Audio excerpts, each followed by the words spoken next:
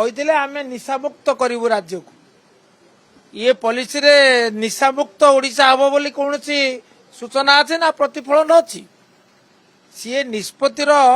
आपण पाउचंती के कोनोसी प्रतिफलन नाही एला मौलिक कथा कथा देई कथा भांगिले तापरे द्वितीय कथा हला जे जो नुआ माना अबकारी नीति आज गृह को अवगत कले प्रणयन करिया को जाउचंती 3 वर्षिया नीति से 3 वर्षिया नीति रे गोटे बड़ कथाटी है आगुर जोटा थिला मिनिमम ग्यारंटेड क्वालिटी एमजीक्यू अर्थात प्रत्येक व्यवसायी तांकर निर्धारण करा जाए एतिकी परिमाण विभिन्न किस्म ये जो मद बिक्री करिवे सरकार कहले आमे ता परिवर्ते मिनिमम ग्यारंटेड रेवेन्यू एक्साइज करिवु अर्थात आमे केते बिक्री करिवो कहू नाही किंतु एतिकी रेवेन्यू दबा आम कहूँ सरकार जुक्ति है बहु राज्य रे ये आईन प्रणीत होद्वारा आम राजस्व क्षति हम ना एवं द्वितीय कहते जो कुचिया प्रक्रिया जो इलिगाल वेंडर से ह्रास पाइब मुझे आदौ एकमत नुहे आपण जिते बड़े व्यवसायी मान निर्धारण कले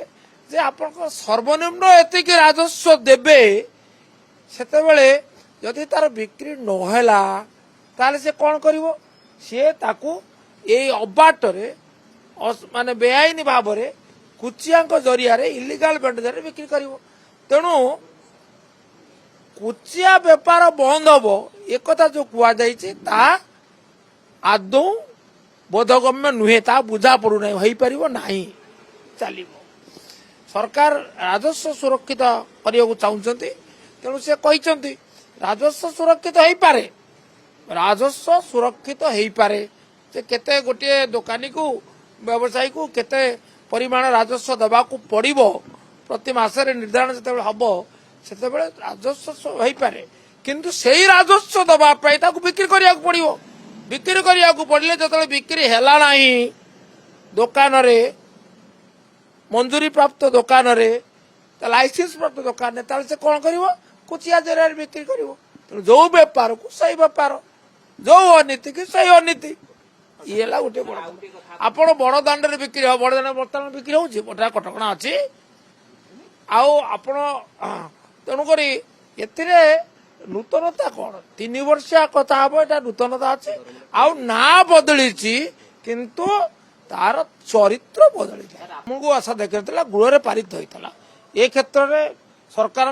सहित आम थिलु आम गृह पारित होता आमर सहयोग विधेयक पारित होता आम भाग नहीं सपक्ष मत रखिलु किंतु परवर्ती अवस्था लोकमत को सम्मान दे सरकार या कार्यकारी करेंगे निष्पत्ति नहीं जिते आप कार्यकारी करेंगे ना ताले आपण सही चुप रही गल तो हम ना आपन को केतक विधिगत प्रक्रिया को पूर्ण करने को पड़ो स्टाट्यूटरी रिक्वायरमेंट सेटा ये निष्पत्ति केतबेले बिल पारित होता